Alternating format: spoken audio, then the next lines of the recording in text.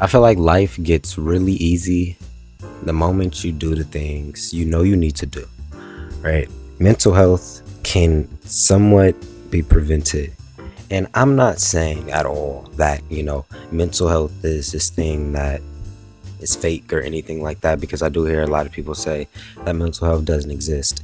It does, right? Mental health shows up in usually your everyday circumstances, like anxiety, depression, insecurities. Like right now, I'm probably about to go put some chapstick on. Matter of fact, hold on. There's this saying, what you look for, you will find. What you seek, you shall find. Something like that, right? When we're living our day-to-day lives, a lot of the times we're getting the information that we ask for. A lot of the times we know some of the solutions, some avenues of exact how to get ourselves out of the predicament. But it's whether or not we're going to take those steps and actually live through it. A lot of us have goals, a lot of us have plans, a lot of us have ambitions and things that we see our life unfolding in a certain way.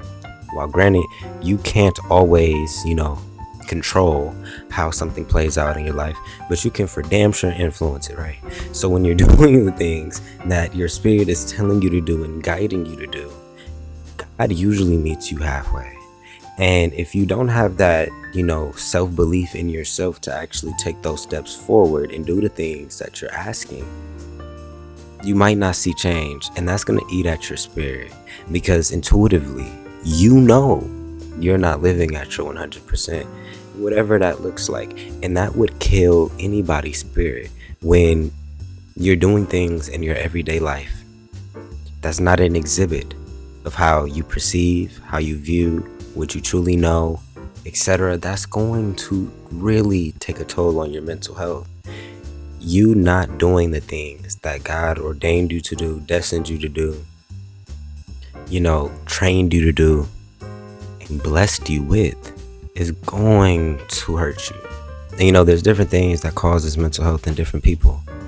Some people have really bad mental health because of their own insecurities, how they perceive themselves, how they think they look, how they think other people are perceiving that they look. Some people's mental health comes from their family, especially this younger generation. We deal with a lot of mental health, and we usually don't ask for help, or we feel as if we can't talk to the people who birthed us for some odd reason.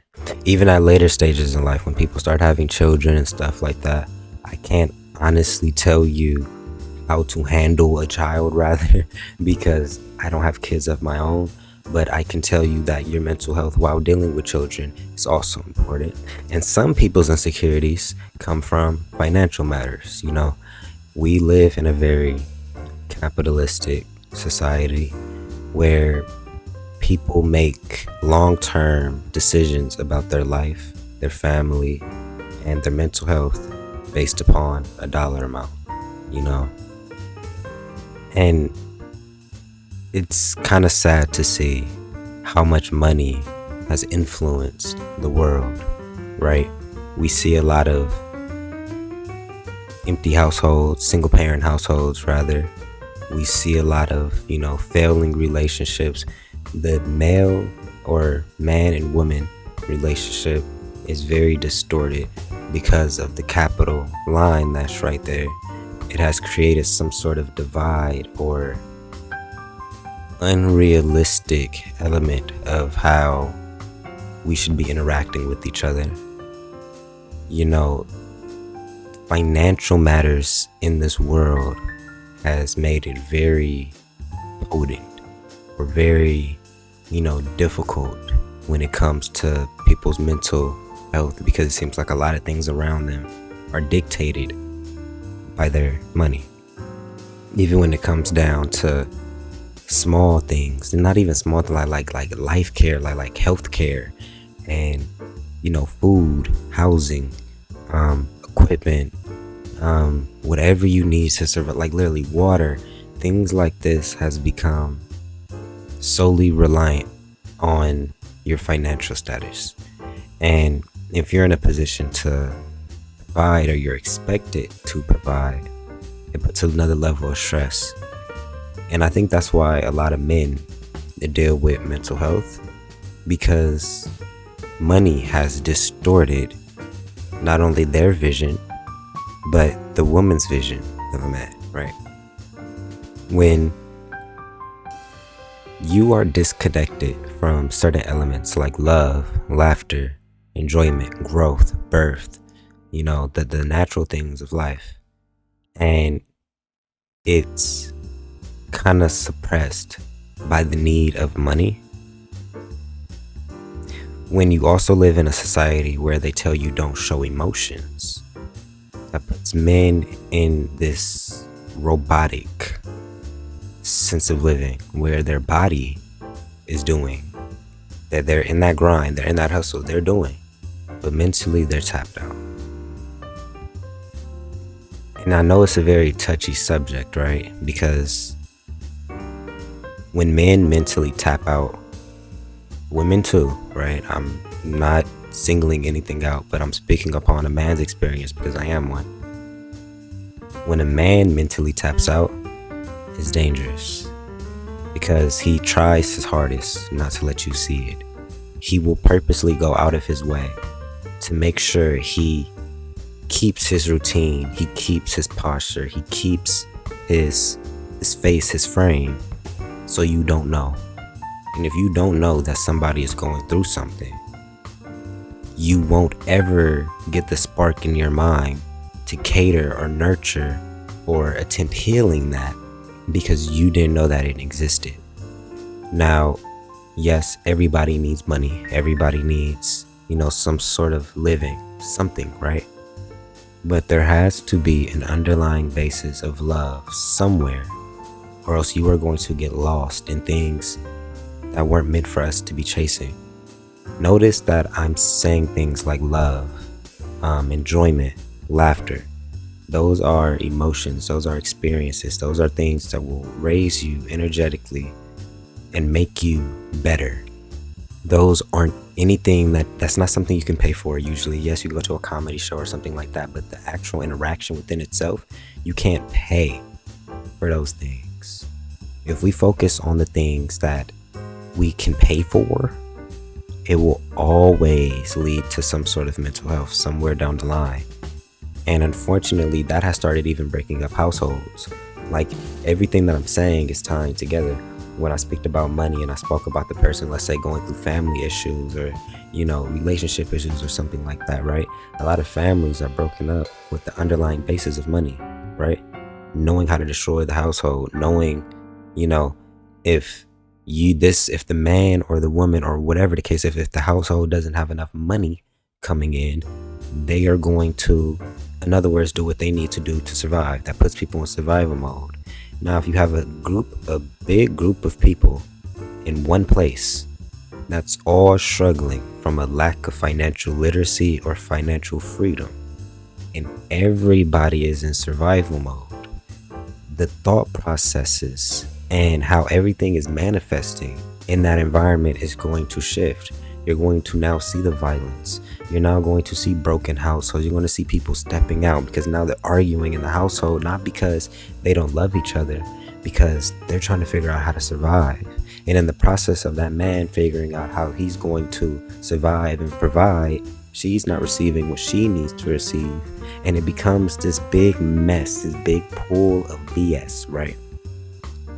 Because of these false ideologies that we live by. We live by the dollar for some odd reason.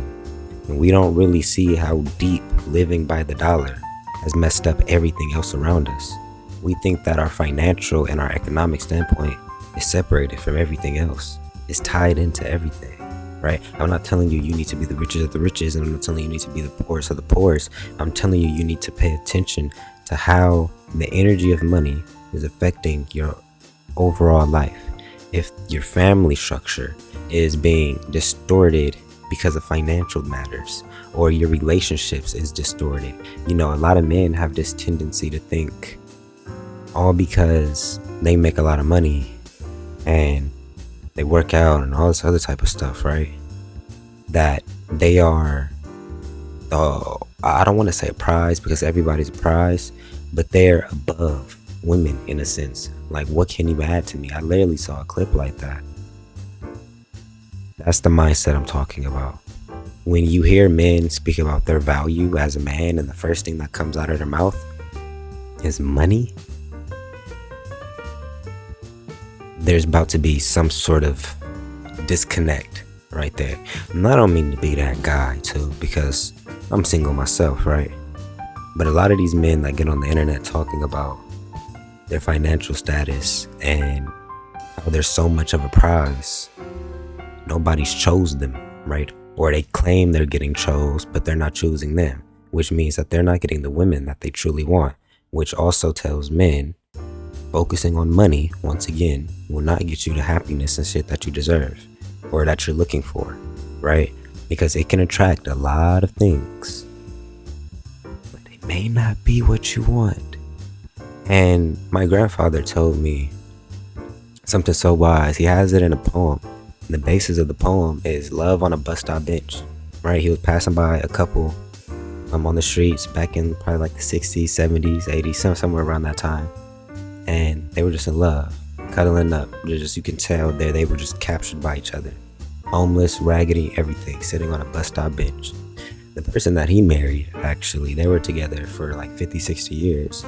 They went from the streets together to being poets internationally. Like, he was there during the transition. He didn't have to wait until he became him, that guy, in order to get a loving relationship. If you love somebody, if you love something, it's going to work whether or not you have financial matters right there, right? You can literally be on this curb with somebody. They love you, they love you. They're gonna stick it through. It may not make sense, right? People may be like, oh, this is kind of crazy. You need to, do better for yourself, whatever the case may be, blah, blah, blah, blah, blah. But there's some things in life you just can't pay for. Focus on those things. And naturally, for my men, when you focus on the things that you can't pay for, the things that truly fulfill you and bring you enjoyment, you're gonna make more money. You're gonna be calmer.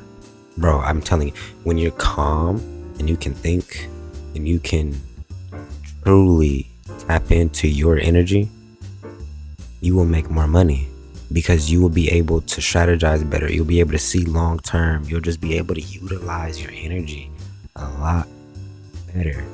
But if you're unbalanced in a way where your mental health is the sacrifice, you're going to end up sacrificing yourself, right? And I'm trying to prevent people from getting to the point of sacrificing themselves. I'm the one to tell you, sacrifice the friend, sacrifice the habit, sacrifice the job, sacrifice whatever you have to. Just don't abandon yourself, please. And I think once you kind of get into that gist of, I'm never going to abandon me, I got me, a lot of your mental health, calms down because you understand that you can pull yourself through this with the help, of course, of God. I love y'all.